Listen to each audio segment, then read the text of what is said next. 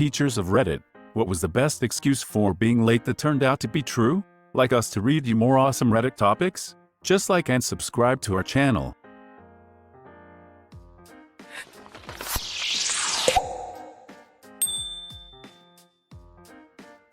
Told me he got pulled over by the cops for wobbly driving on his bike and they thought he was drunk. Turned out he was just dodging all the slugs on the street. Good man. Watching out for the sluggies. They like to traverse the walkway in front of my house at night. So I always have to shine a flashlight so I don't step on them.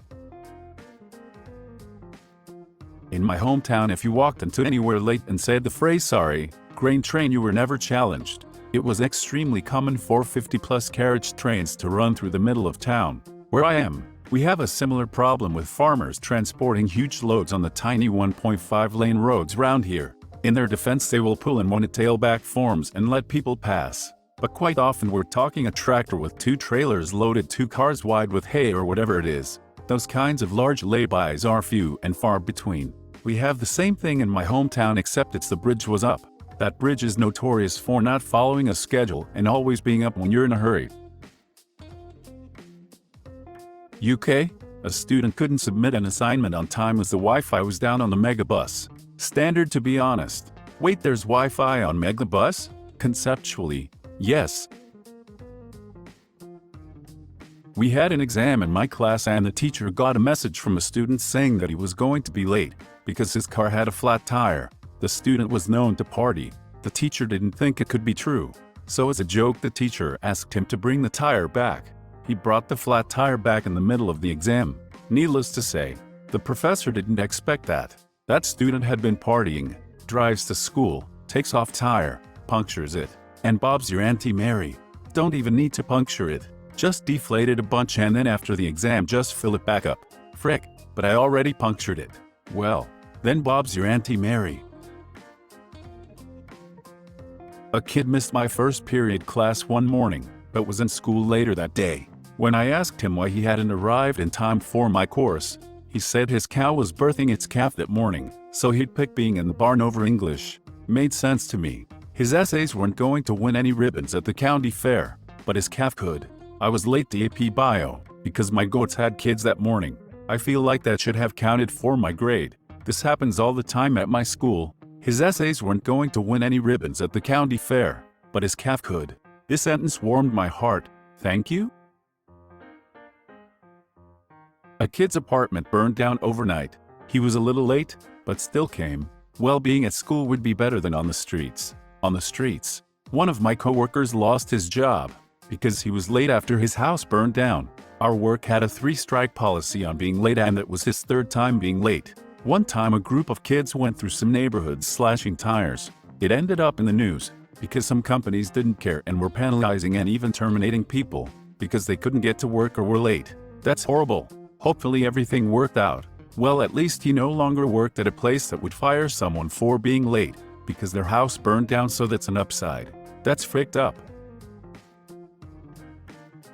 I had a teacher who showed up about halfway through the class. Apparently her car had slid. Intense snowstorm the night before, and she had walked the last mile or so. That's dedication to students. On the topic of dedication to students, my networking instructor once tripped on a wire, bounced their head off the floor, concussion, then finished the lesson, was gone for about a week or 2, 3 or 6 classes, then came back, because she was worried we were gonna fall behind with a substitute teacher.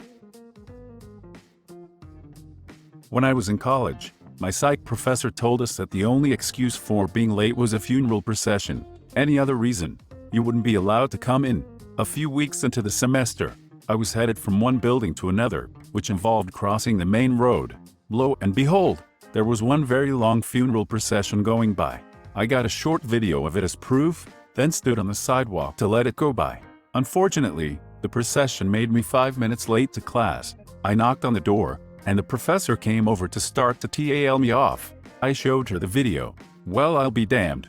Come on in, and then you could just save that video for any future professors like that. Use the video where the sun is shining bright while outside it is pouring like hell for extra credibility. God clearly smiled upon this procession. You should not only let me in, but give me an A for the entire class. Used to live and go to school in DC. My version of this was the presidential motorcades. Secret Service and police made you stop walking while it went by, so there was no getting through it if you got caught by one. It was cool. Interesting the first few times. After a few months it became mildly annoying. One of my organ students told me he was late arriving for his lesson because he got stuck behind a lengthy funeral procession en route to the cemetery. I knew he was telling the truth because I had played the organ for the service earlier that morning and the church was packed. After that first paragraph I had some really wild ideas about what you would be teaching to your organ students. Oh, thank goodness I wasn't the only one. I apologize that I'm writing this on mobile, so there might be errors. I'm an English professor, and one year a pretty good student showed up without one of his 2 major term papers.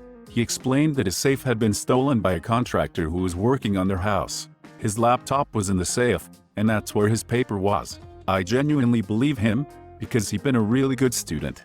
Then over the next few weeks, he started to show up to class looking very tired. He said that he was on a hunt for the person who stole his safe, and he was spending late nights with his cousin driving around looking for the guy, because they knew his van. Now, the student and his cousin were both recently back from tours in Iraq and had seen combat experience. They wanted to find the guy to beat the shit out of him and get the safe back, because his wife's wedding ring was in the safe as well as a bunch of cash.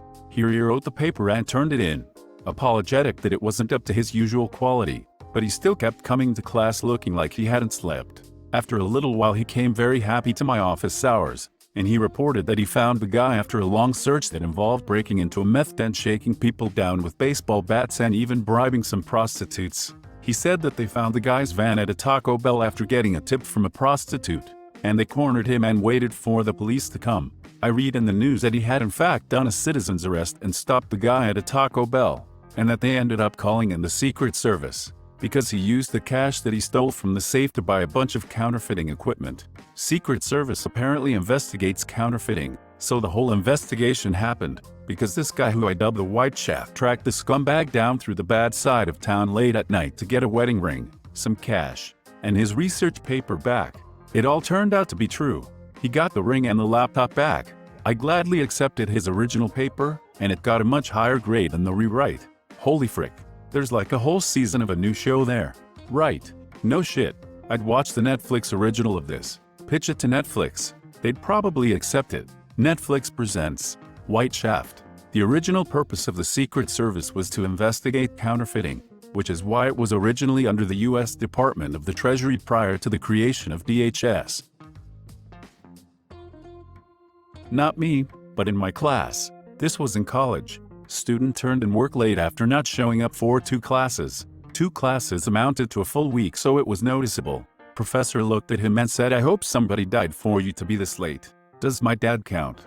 Honestly, I've always heard you can hear a pin drop and never really thought anything of it. But yeah, you could hear a freaking pin cut through the air after that. A way too friendly taxi driver asked me and my sister why we were so quiet. Did anyone die? Yes. We're just on the way back from our dad's funeral. He didn't say a word for the rest of the drive. I was leaving the hospital, having picked up my mom's stuff after she died. The super friendly cab driver asked who I knew there, and I said my mom.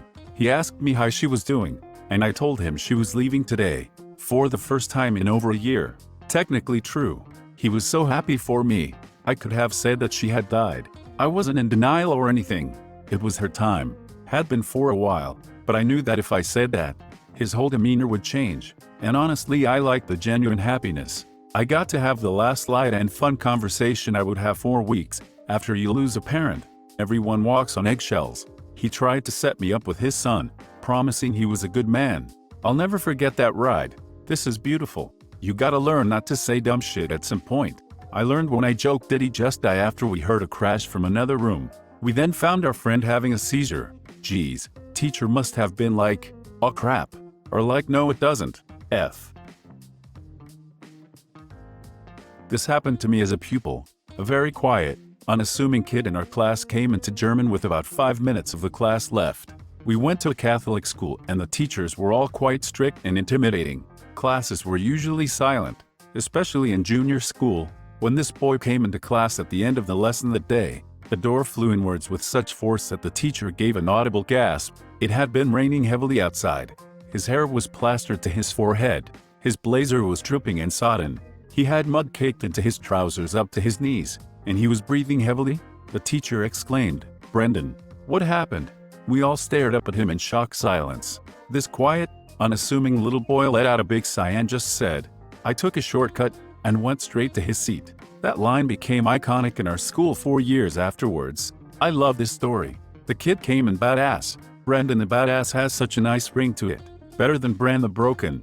That kid had obviously been through a whole coming-of-age movie, and this was the last line before the credits rolled. I like to think he took a seat, smirked slightly, then looked straight at the camera as it faded to black.